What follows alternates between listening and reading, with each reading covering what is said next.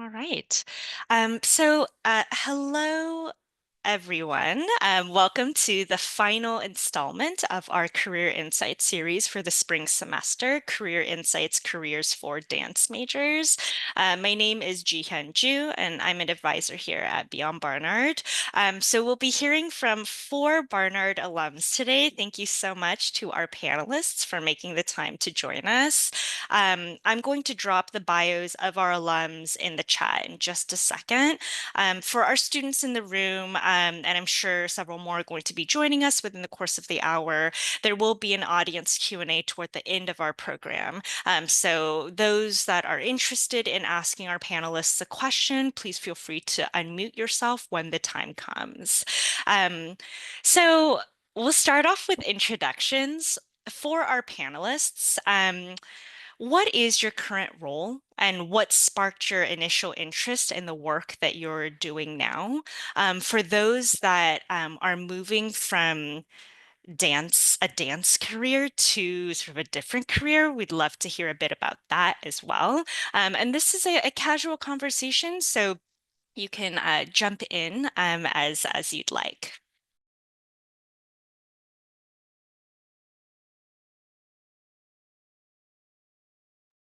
I'm happy to start. Hi, everyone. My name is Nadia Halim. I'm Barnard class of 2019. I graduated with a double major in dance and sociology. Currently, I work as the social media manager at the Mellon Foundation, which is the largest private funder of the arts and humanities, as well as higher education. I'm sort of new. I started about 6 months ago, and previously I had worked as a marketing manager at the Joyce Theater for about 5 years. So my experience spans both philanthropy, foundation, and performing arts work. I originally was pretty unfamiliar with the philanthropic and foundation space, but in working as a dancer in New York City, I pretty quickly learned the importance of foundations like these and their impact on the livelihoods of my fellow artists. I think that was partly why I was drawn to the Mellon Foundation because of its commitment to this type of work. And it also kind of felt like a natural segue into this work from my performing arts background. And with my work in social media, similarly, it's been an organic unfolding, I would say. I feel like I've always been drawn to visual storytelling, and I've always sought opportunities to find ways to support artists. And with the digital landscape and the ways that people promote themselves and their work, it feels like the social media is an apt channel of communication that is both powerful and ubiquitous in our lives these days.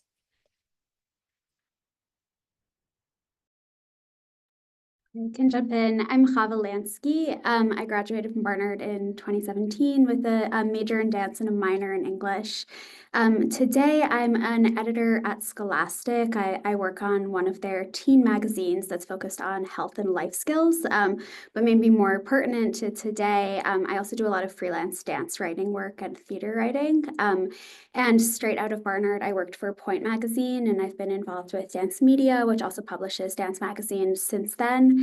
I did a master's in biography and memoir writing, and then freelanced for quite a few years, kind of mostly focused on dance writing.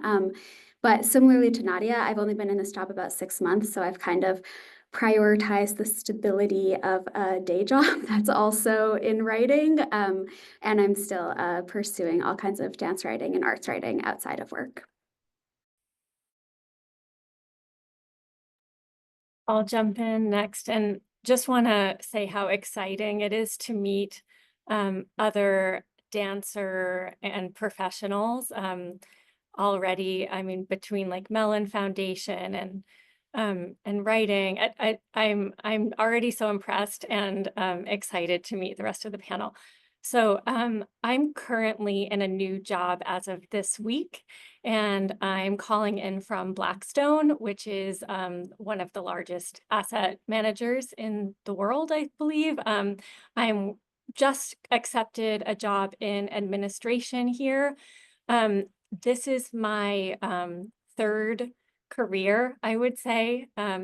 I showed up at Barnard after training at San Francisco Ballet School and spending 2 years in Russia.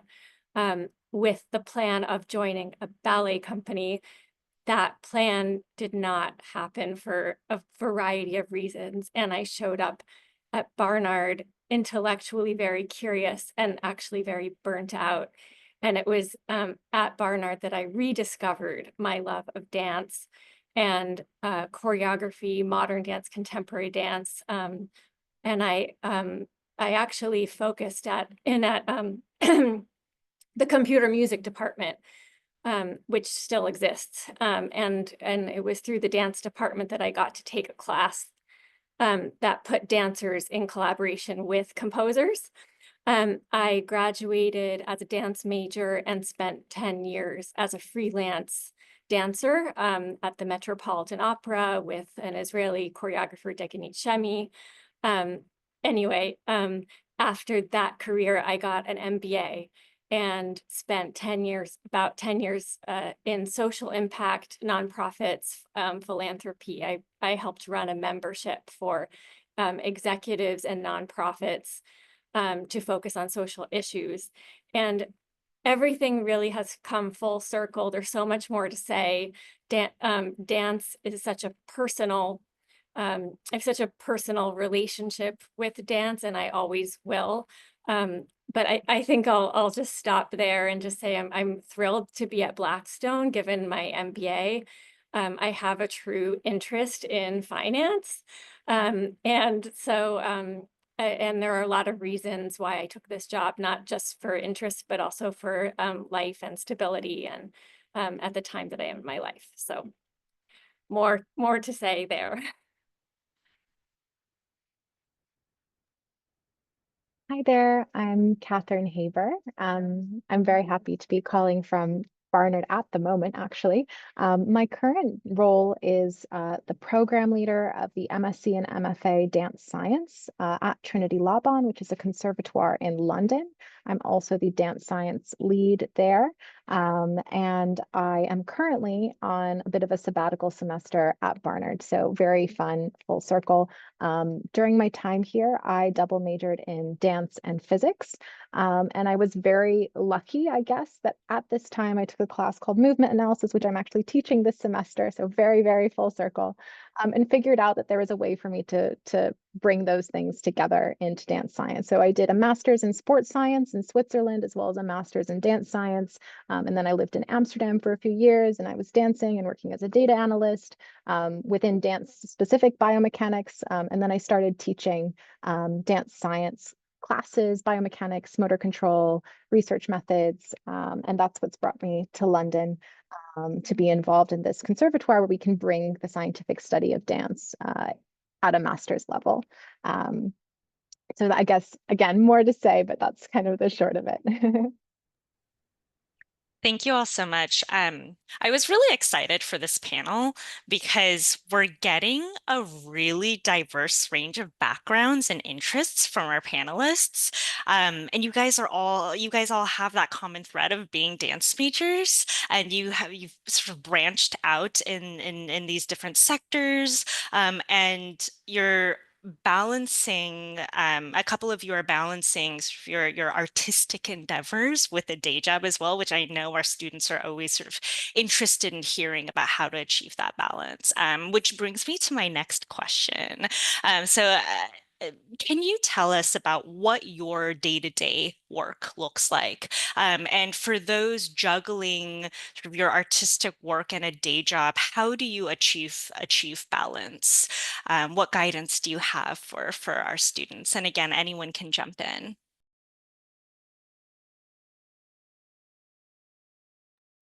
Jump in. I guess it's always differed depending on kind of where I've been in my career, but I've always kind of had a balance between artistic endeavors. For the first couple of years after college, kind of leading up to the pandemic, I was still dancing a lot. So I was really then balancing my full-time writing work with dance outside of work. And now I think more of my like artistic writing, creative writing as kind of my artistic pursuit outside of work. But yeah, I don't know. I mean, day to day, like I work a mix of hybrid. I'm in the office right now. Often I'm at home, and I try to keep my work really contained to kind of like the 9 to 5 realm. I'm essentially like the staff writer for this magazine, so I do a lot of the admin work, like kind of managerial editing, and then I write most of the stories for our issues. So I'm in a lot of interviews with different experts and also with teenagers, teachers, and then spending a lot of the day writing. And then I try to spend my evenings seeing as many shows as possible. That's always been like a really big part of why I love what I do. And I am able to have press access, so I get to kind of see whatever I want, which has always been really wonderful. So I'm often at the theater or working on freelance projects in the evenings. So, and I definitely have, when work's a little slow during the day, I will say like I squeeze in interviews and things that I need to do for freelance work throughout. And I feel lucky now to be in a company where most of the people that work at Scholastic have kind of like their own writing career outside of this work. So people are really understanding, like next week I have to leave work early to go like observe a rehearsal to write about it for Dance Magazine, and like that hasn't been an issue. So so yeah, I guess that's it. But I feel really lucky at this point to kind of have found like a balance that works for me between those two things. Yeah, I'll echo Chava in being drawn to organizations that have allowed for flexibility for me to pursue professional and artistic interests. I'd say that my day-to-day changes, but it is the daily challenge of trying to align three different schedules. I find that I work, my melon job. I'm also pursuing a freelance dance career as well as freelance social media slash writing. In addition to Melon, I also dance for a handful of companies here in the city. They include the wonderful Colleen Thomas, which some of you probably know, as well as Elizabeth Dishman of Dishman and Co. and Hannah Cullen of Cullen and them. Perry shot aside to be to kind of round out the choreographers that I typically work with. And with my freelance social media and writing, similarly, I see a lot of shows, and I have the wonderful opportunity to get to write about them sometimes. And so what that means is that my day-to-day looks like a juggling of priorities and trying to figure out what is the most pressing for each of the three aspects of my life that I'm hoping to continue to pursue. So that might look like a morning coffee chat with a program staff member here at Mellon to talk about grantees that we're hoping to spotlight on social media coming up, because these are grantees who are going through a fundraising period and we want to give them a little extra amplification to help them through that. It can also mean meeting with a video production company to create a new series highlighting our grantees and site-specific artworks that we fund in New York City. And then afternoons can look like, speaking with my supervisor and getting to know the team schedule and saying, oh, I'm going to pop out early to go to rehearsal in Greenpoint at Triskelion. And evenings logging back on to do, a bit of scrolling on social media just to keep track of where online conversations are going and making sure that my work, both for other arts nonprofits as well as Mellon, are kind of feeling on top of things. So yeah, it feels like a joyful juggle, I'd say, of my day to day. I'll jump in and I think I'll just preface with like a bit of a framework in terms of, I think it's very connected. The way you design your life is connected to the goals you have at the time. So as a Barnard student and you're graduating, are you looking to make being a dancer your full life? Are you looking for a way to support yourself while you dance? And or perhaps you're looking for a way to develop skills and a career that can develop alongside your dance career. And I'm not saying I did it perfectly the first time, but I think all those things are important. The longer I go on, the more I realize the investment in my Barnard education has served me my entire life and has given me opportunities and options that not all dancers have. So keeping that in mind, how capable and you are and how much you can do. So just because as a dancer, when I graduated, there were 2 choreographers I was already working with who I met at Barnard. So what I found is one thing would just lead to another, in the sense that dancers share opportunities. I taught ballet on the side. I had all kinds of gigs that just, started coming. And at the same time, there were opportunities I could pursue because of my Barnard education. I think like Nadia is such a great example of this. Working in a foundation and in an organization that not all dancers will be able to do in the same way. So it's hard to balance it all. I'm really grateful that at the end of about the 10 years, I realized I needed to start setting up for my second career, and I was able to get my MBA because I went to Barnard. I was able to apply to schools as a dancer with an interest in business. It was amazing. And so I'll just stop. There's probably like, yeah, it really depends. Well, what I do every day, I'll just add this. I use all the skills that I developed as a dancer. No matter how much education I try to pile on top of my experience, my basic skill set comes from dance. It's about team collaboration, attention to detail. It's about being supportive of a bigger vision, being part of something greater, and acting with a lot of humility. And all of those things I developed as a dancer that I now apply to my job at Blackstone. So I'll just follow up with maybe my main role in London in running the master's program there. So I teach a lot. Teaching is something that I've really come to love. I teach a lot of theoretical classes, actually. So the application of these scientific principles within a performing arts context, which has just been fantastic. And I will say that I've really enjoyed being in a space where I can teach both lecture and kind of, let's say, workshop theoretical session, so to speak. So I am teaching modern here this semester while I'm at Barnard, but I also really think that dancing has made me think of different ways to teach, which has been really fun. I supervise student research. I also lead, we have a fitness screening and health tracking program for all the dancers at the Conservatoire. So we look at different ways that we can measure physical capacities and provide the dancers with physical support. I work with different organizations to set up placements for students, whether that's with the Royal Ballet School Strength and Conditioning team or with our public engagement, working with Dance for Health and Arts for Health to ensure that students have access to kind of work in these different environments while they're studying.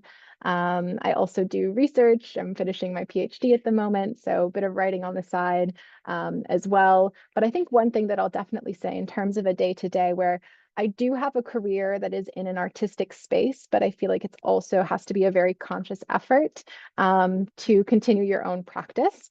And I know that that's not always easy. And so I'll just also say that I'm the person that's like, I'm in a space, I'm talking about dance, I am teaching principles that underlie dance. And then sometimes it'll be like, wait, when was the last time I took a dance class?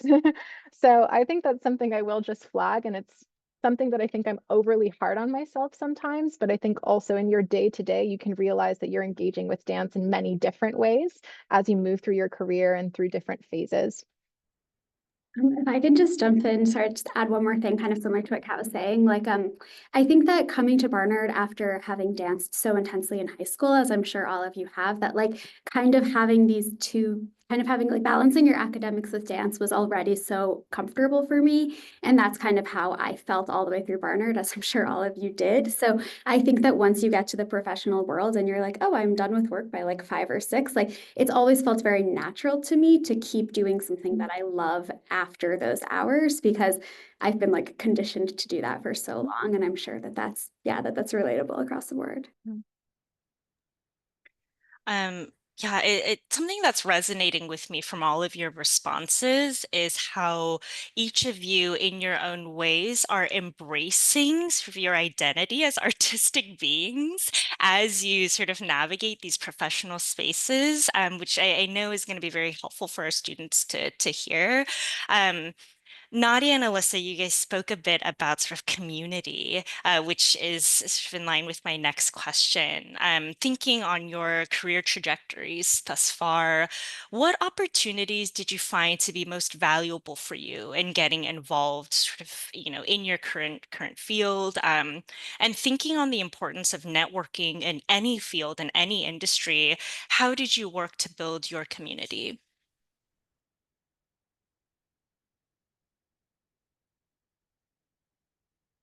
I can maybe start this time, if that's all right. I think that networking and community has been such a big part of this.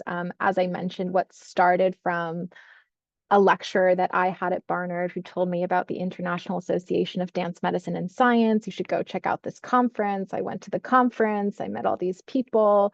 And I think there's also something for me also that was really impactful was studying abroad while I was at Barnard.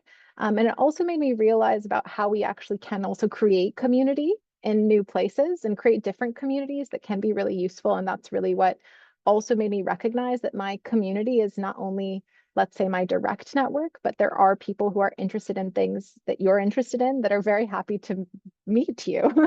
So even in my senior year, when I was looking for opportunities to, originally, I was just trying to like find a research internship for 6 months. And I just reached out to a bunch of people. Some of them I knew, but some of them I didn't know. And I took that step to actively create that community and that network as well.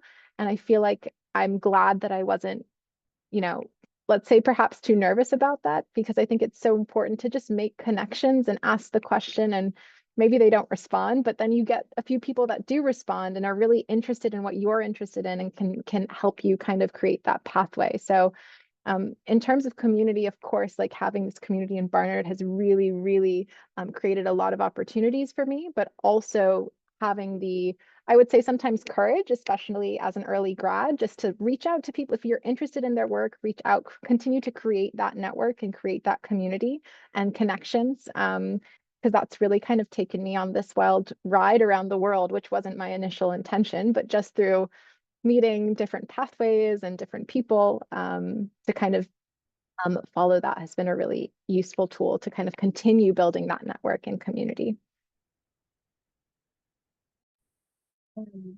Network and community is the number one way that I have found my next and my next and my next opportunity in my life. It is so important. It happens both naturally, and I think you can be intentional about it. In fact, how I am at Blackstone now is through a dance connection. After all of the networking and career development I did in my business school years, it was actually a dance connection that led me to where I am now. I think I want to echo what Catherine said about being brave. I think sometimes in dance, there's this idea you should wait to be given something. There's always a way to raise your hand, show interest. I learned in my job at NationSwell through the CEO there, at the end of all his emails, he would always put, and as always, please let me know how I can help you if there's ever anything I can do. And that mentality, what can I do? It made it so that when I would interact with people, how can I add to them? How can I make something easier for someone else? So that it doesn't feel like you're always asking. That was a nice way to think about expanding your network, I think. Yeah, and to be brave, I'll tell one more fun story. I haven't taken advantage of this connection, by the way, but I loved Dean Moss's work, and every time he would perform with his company, I would always go see it. This is like over a decade long fan. And I saw him on the subway I think it was over the summer, just on my car.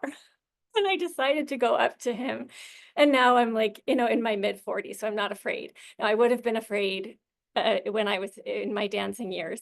And I just said, I am such a huge fan. And I gave him like a little bit of spiel who I was. He gave me his card and he's like, let's, like if he was interested in my ideas about sustainability. I think I asked him, what do older choreographers need? um what do choreographers need as in their lives as they go, something like that. And so just like, you just never know, like, take a risk, put yourself out there, and you do it enough, and things will come to you. It's very important, not to keep your ideas and yourself to yourself. While I was at Barnard, my last 2 years in school, I worked at dance festivals. I worked at Jacob's Pillow and then at the Bates Dance Festival, and spent like whole summers there. And those opportunities were really amazing, and just kind of like getting a lay of the land. I feel like I still cross paths with people professionally all the time that I met all the way back then. So I think the dance community can feel like it's so small, especially in New York, but it can feel sort of insular. And what you're all saying about like being brave, that was definitely not my strong suit coming out of college, like kind of that feeling of imposter syndrome of like you don't deserve to be there. But I think like always like reestablishing connections, like Alyssa was saying, like if you see someone that you took a master class with 3 years ago, you can go up to them and like remind them who you are. And some things like that have like really ended up panning out. Like I feel like I'm constantly reintroducing myself to people, and every time I feel kind of like, good about that. And also like taking advantage of everything at Barnard. I got my first job at Point right out of school, thanks to Katie Glassner, and thanks to Siobhan Burke, and I, knew them so I think like as you're finishing up your time at Barnard, like not being afraid to talk to your professors and your sort of like mentors at school about what you actually want. Like I think that was really helpful, because then I was on people's minds as they heard of opportunities. So I think being kind of like vulnerable about what you're looking for with your team at Barnard, like I'm so grateful for kind of like how intimate the dance department was, because I think it set me up and created so much support. Like so many professors have continued to give me opportunities, even, until recently. So thank you, Barnard, for that. I definitely attribute each step in my career to Barnard or someone that I met while I was at Barnard. And with networking specifically, I've always thought about it in two different ways. One is tapping into your current network, and two, finding a formal network for something that you're interested in. So in tapping to with your current network, it's yeah, that idea of asking questions, of being curious, of kind of assuming the best that someone is most likely willing to help you and willing to direct you and guide you in the right way. And with tapping into formal networks, I have to name, the Diversity and Arts Leadership Program at the Americans for the Arts is something that definitely, kickstarted my career in performing arts marketing. Through that program, I worked with Alvin Ailey, American Dance Theater, and then got connected to a mentor who has still been, a constant in my life, who worked at the Mertz Gilmore Foundation. And so she became kind of my guide into the world of philanthropy as I was navigating wanting to apply for the Mellon Foundation job that I currently hold, and Barnard's own formal network. So diversity and arts leadership being something that I found through actually through the career service network, of being able to identify external sources for current students, but also tapping into what Barnard has to offer internally. I was a Athena Fellow at Barnard, which allowed me to pursue an internship at the Joyce Theater, which then became the natural segue into my first job. So yeah, I think there were so many opportunities to keep up with relationships.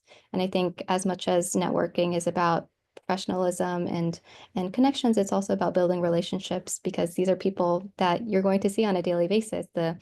the New York is small, even though there are millions of us, but the dance world is even smaller. And whether that be as a performer, administrator, teacher, I think the community of dancers has always been one that has been more than happy to guide me in the right direction for my next steps. I think networking is a skill set in and of itself. And so I think you all are touching on sort of how one can sort of build their community, especially as they are in their undergraduate career. And Alyssa, I know that you mentioned from one of my earlier questions how being a dance major, being a dancer was really foundational in sort of building all of these transferable skill sets for these other roles that you've held. And it's a good segue into my next question. What skill sets from your undergraduate career, especially as a dance major, have transferred to the work that you're doing now?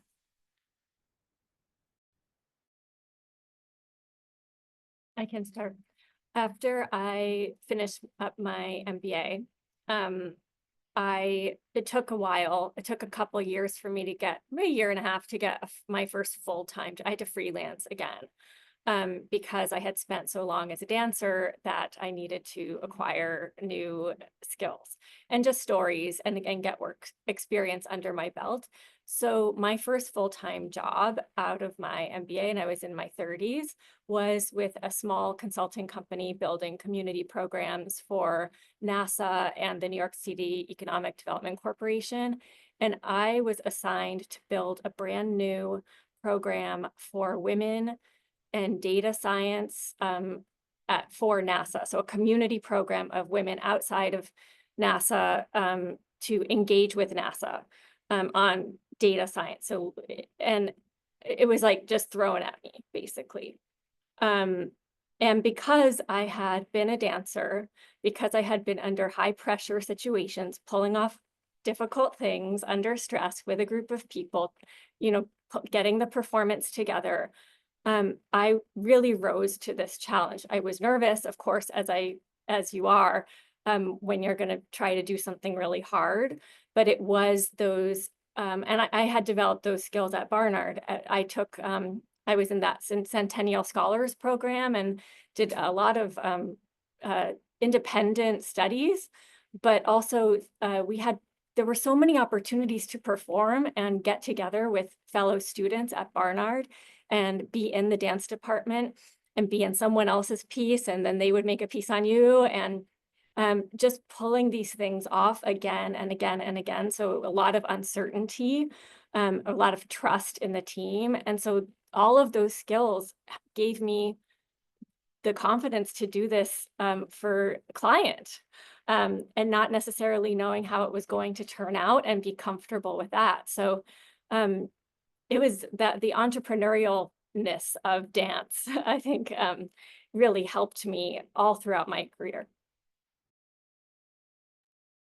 I often think about while I was at Barnard, I took a theater class that I had to like audition into, and in the class we would be asked to do like all of these different exercises, and like I didn't get along very well with the other theater students, which I didn't really understand at the time. And later someone told me that like the rest of the theater students didn't like me because I would do exactly what was asked of me. If they were like, do this crazy thing, I would just do it because I like didn't occur to me that I shouldn't do it or say that I didn't want to, which is I think like the way that dancers are trained to work. And not to put down the theater students, but like I think about that a lot because I think it's served me of being like thrown into different situations. And I don't know that that's Barnard, but also just being a growing up dancing, that you just have kind of like a wherewithal to get into a new room and kind of figure things out and work really hard without even maybe realizing that you're doing it.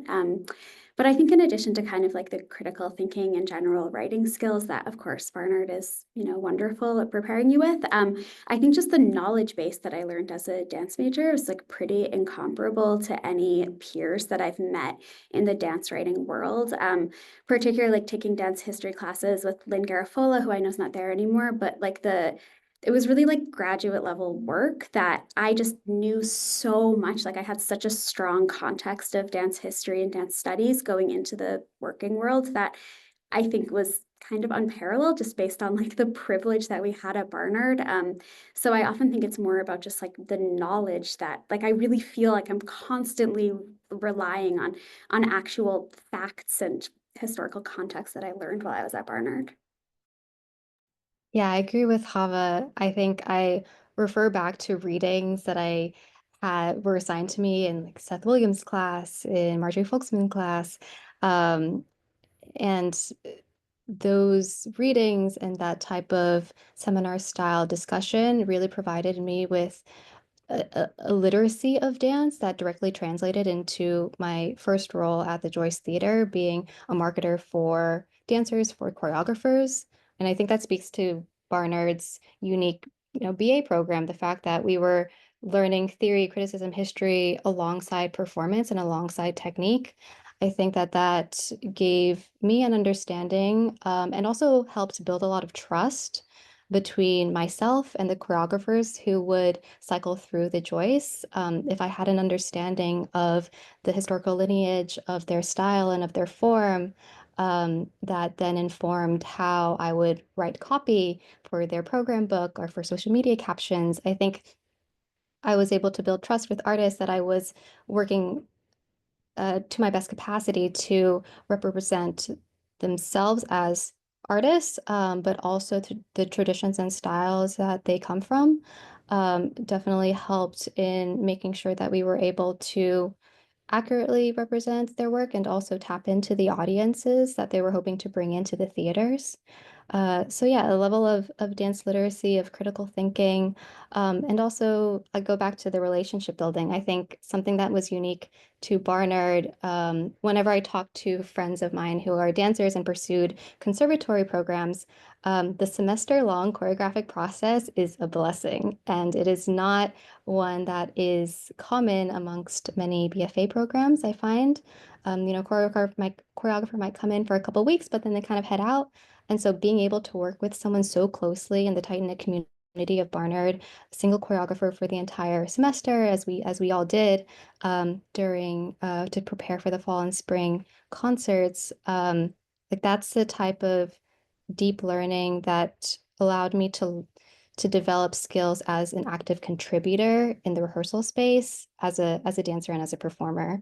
So answering answering this question in both spheres, in both performing arts marketing realm, and also in how that experience translated into how I try to navigate performance life after school. I'll just shortly add, because I feel like there's been so much said that I just totally agree with, but I think something that was also really special was how we were encouraged to combine our interests and our passions and our majors and our studies. So I really appreciate, particularly in the senior thesis and those sorts of projects, where I could start putting together my love of dance and my love of physics and science, and thinking actually about how we can think multi or interdisciplinarily, beyond the curriculum itself. So I've really taken that space, and I love providing that space for other students where I work now, because I think it's so important to encourage yourself to find those connections and really follow those curiosities. So I really appreciate having that space and support to do that. And the other thing in relation to what Alyssa was saying, and I guess also Nadia and Chava as well, working with choreographers, but also being involved in student groups. So I directed my own show my senior year, but I was also dancing with other choreographers. So learning how to work in different group dynamics in many different artistic spaces, talking about collaboration, organization, working with timelines, working in a theater, working, you have to make flyers, like all of these sorts of things from the student group work, in addition to what we were doing with the department, all gave me really fantastic skills, I think, that are not only dance specific, because I'm no longer creating works at the moment or dancing myself, but I do kind of create workshops. I create different sorts of things that require that sort of attention to detail, collaboration, working with artistically minded people, bringing together different ideas. So I'm really grateful for all of those experiences. As not even like, also semester long, like how do you actually build up a project in a specific way, in a professional way, so I've really appreciated being involved in all of those different practical experiences that really transfer not only to dance specific projects, but also beyond that. Great. Thank you all so much. For our students in the room, we are approaching our student Q&A segment of the event. I have one more question for our panelists. So for our students, prepare your questions. You can prepare to unmute yourself when the time comes, or if you're feeling shy, you can always drop your questions into the chat as well. So our final question for our panelists, what advice would you give to students who are interested in pursuing a career sort of in the arts in general, or in the specific field that you're finding yourself in now, but are unsure of where to start? In terms of practical advice for people who are interested in dance writing, I think just like start finding opportunities to publish as soon as you can. I think like the more you publish, the more you get through that cycle, the easier it is to get more opportunities, the more bylines you have, and the more familiar you get with rejection and kind of with the process of pitching. And I think in my early years, I took rejection really, really hard, and I wish that I had sort of like been told years ago that that was just like part of the process and to kind of maybe like develop a tougher skin about it. And I think like in a more general sense, just like hold on to your passions. Like I've seen so many friends and peers who've in the dance world and beyond who like loved something that seemed really impractical and ended up giving it up to focus on something that seemed more stable. And like I think the more you kind of like love the thing that you do and just feel confident that you'll find a way to fit it into your life. Like I feel super grateful. Like I had many years of freelancing that were like really shaky and I did not feel great about how things were going for a lot of that time. But having more stability now, I feel really grateful that I didn't like give up dance writing and decide to do something else. Like while I was at Bates Dance Festival in college, I spoke to a dance writer based in Boston, and I was like, I've made this big decision. I don't want to pursue performance. I want to be a dance writer. And she was like, oh, you'd have a much better chance becoming a performer than you would a dance writer. Like there are way fewer jobs. So like it's a disappearing field, but I think kind of having that like steadfastness to what you want to do has really served me. Just kind of like a blind faith in it working out has served me really well. Think for performing arts, marketing, social media, it's starting to build your portfolio now and understanding that it's all about trying and experimenting and seeing what sticks, and finding opportunities within your current schedule and your current realm. I attribute a lot of what I learned about social media and marketing to opportunities I had at Barnard. I was a chair of orchesis, and like Kat, I also produced a show my senior year for the movement lab. And so I kind of learned about, oh, how do you make a thing and then make people go to your thing? And, whether that be making posters or sending emails, handing out flyers on low steps, you kind of get an understanding within the scale of the collegiate environment. Of what and how these skills can translate into a professional career or a professional setting. And I'd say that for a performance career, don't be afraid of the cold email. I think if there's a choreographer that you're interested in working with, obviously if they're teaching classes, go to their classes.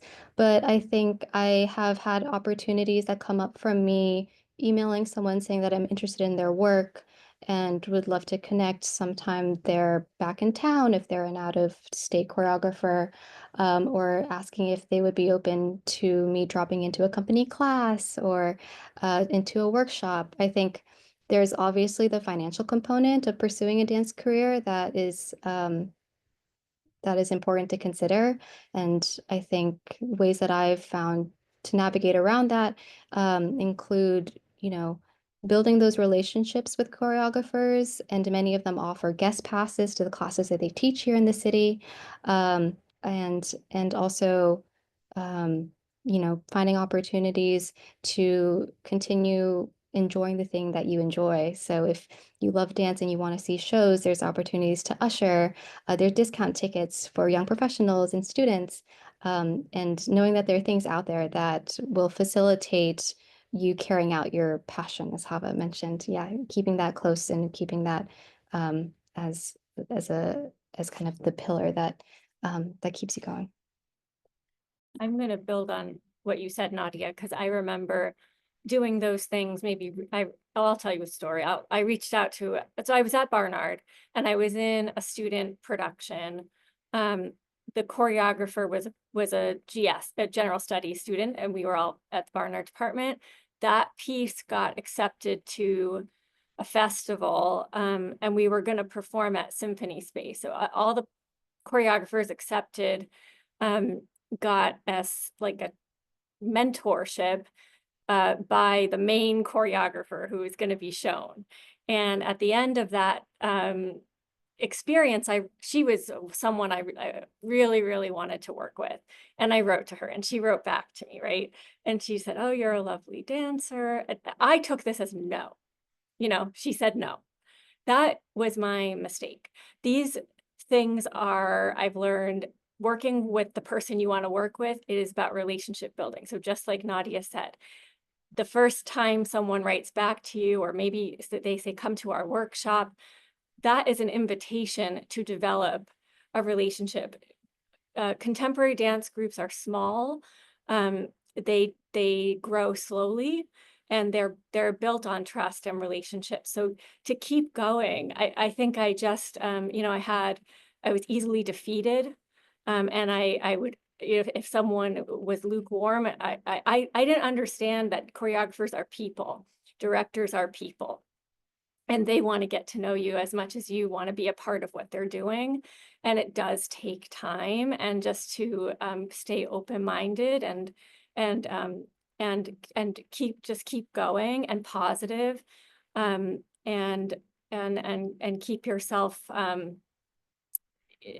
maybe no one's going to tell you did a good job that day, but you have to tell yourself. Yeah, I'll just add on as well by saying that I feel that leaving Barnard, I didn't know exactly what I was going to do, and that was really stressful. However, I think that many of my colleagues, and it sounds like many of us here, there isn't that like linear pathway of knowing exactly or being able to predict what the next 10 years is going to look like. And I know that that can be overwhelming, particularly maybe you have peers that are in careers where there's a very straight trajectory about you do this and you do that and you do this and you do that. Like I didn't even know that dance science was a thing. And now I have a career in it. Like I didn't even know that that was an opportunity. So I feel like just trying, I know it's challenging, but to be okay with the uncertainty, but also recognizing that all the skills that you're building will really push you forward. I once heard someone talk about this kind of luck versus hard work, like what kind of put you in your role. And I like this idea that it's like if you have a ship, you want the sails to be up when the wind comes. And I feel like I've been studying and learning different things and doing my master's. And then this job came up and I just decided to apply. And then that took me there and this took me there, but it was never this kind of, it wasn't planned, I guess you could say, but just by continuing to recognize that everything you do, particularly all your time at Barnard, the small job you have here, the small job you have there, you're accruing skills that are going to help you so that when the thing comes up, that you will kind of be carried by that wind. And I think that, yeah, it's really useful just to try to remind yourself that it's not a linear path, but also recognize that you can just throw your hat in the ring, and kind of based on what Chava said as well, like just go for it. Like even the job and the role that I have now, I thought that I potentially was a bit too early career for it, but I was like, I'm just going to give it a go. Put yourself out there in the same way. And you'll perhaps be surprised where you land. I'm very surprised that I've been in Europe for this long. It wasn't really the plan, but again, it's just kind of, being open to different opportunities and recognizing that things will kind of align and you are really developing all those skills in every single different role that you have. So just trust the journey, I guess. Thank you all so much for that really very insightful guidance for our students. For our students in the room, these final 9 minutes, what questions do you have for our panelists? And again, you can unmute yourself to ask. You can drop a question into the chat.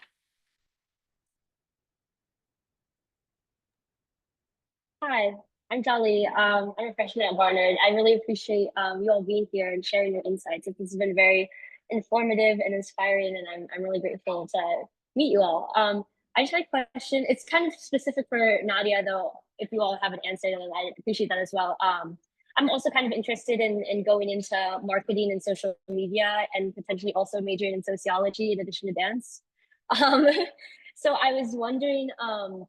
Kind of two things. First, particularly like how you feel sociology has benefited you in like the advertising market. Because I know Columbia or Barnard doesn't have a specific degree in advertising and marketing. So how like the sociology degree particularly has been useful or not useful.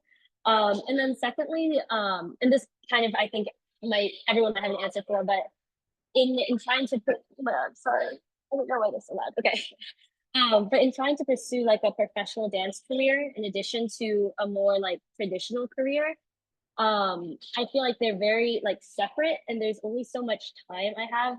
I'm just thinking, for example, like in my summer, like I'm trying to do a summer intensive, but then I would also love to get like an internship to like advance a different part of my professional career. But like there's just like not enough time, I feel like, to do both and sort of like be both pursuing a professional dance career and be getting the experience necessary to like prepare myself to be competitive in like a job search potentially when I graduate. So I'm wondering how you recommend like balancing those two things or not balancing and just like kind of committing to the bit on one of them and then and then waiting for the other. And yeah, any advice you have, I'd appreciate it. Yeah, of course. So excited to have a potentially social dance fellow major in the room. Yeah, for sociology, I definitely think that the combination of qualitative, oh my God, too many consonants. Okay. Qualitative and quantitative analysis is something that I use every single day. I think that sociology and specifically the route of cultural psychology that cultural sociology that I undertook at Barnard gave me an understanding of how audience behaviors are influenced by their environments. So that directly translated into marketing work. With the quantitative analysis and understanding of data analytics, that directly translates into the work and reports that I pull on social media to take a look at how things are performing and make informed decisions based on past performance. I'd also say that sociology and dance, while it seemed like they were two very different things, Barnard provided the space for those things to come together naturally. And I did a combined thesis between the two departments, and which gave me an opportunity to go to Los Angeles and conduct ethnographic work. My thesis, and unfortunately, the exact name of my thesis is not at the top of my tongue anymore, but I studied the emergent community of Asian American hip hop dancing in Southern California. So I was able to go and conduct interviews and kind of get an understanding of how that community emerged from the collegiate space of the UC schools into street dance communities and now into the commercial space as hip hop and contemporary forms, street dancing, breaking have also infused themselves into the commercial dance world as we know it now. That is a skill, that interview skill is something that is important in social media work as you're communicating with people that you're hoping to work with, and also in the interview process, since much of social media is, at least the world that I inhabit, is spotlighting the work of other artists. And as far as I'll try to keep this short, and we can connect afterwards too. But as far as balancing, I think you start to learn that not everything is going to fit for you, and that's okay. An organization that you really want to work for, but doesn't allow for flexibility, doesn't understand that you want to do these two things concurrently, ultimately is not where you want to be. Like, you want to be surrounded by people who are supportive of you in every aspect of your life. So I've been lucky, and I've also sought out those opportunities. The Joyce Theater and Mellon Foundation are two of many organizations that are out here that will support you in that balancing. Yeah, I'll leave it at that.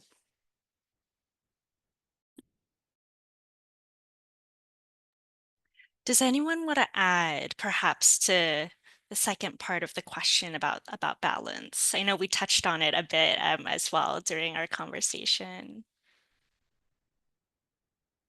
Okay, so we have only 2 minutes left on the clock, and I want to be respectful of our panelists' time. So for our students, if you have a question that you weren't able to ask, you can email them to Beyond Barnard, Beyond Barnard at barnard.edu. And I could forward them to the appropriate alums. I want to take a moment to thank our panelists again for joining us today and providing such thoughtful insight. For our panelists, you'll be hearing from me. I'll put everyone in one email so that contact information can be exchanged. For our students in the room, we hope to see you at our next Career Insights event in the fall. And everyone have a great rest of the day. Thank you all for attending. Thank you so much.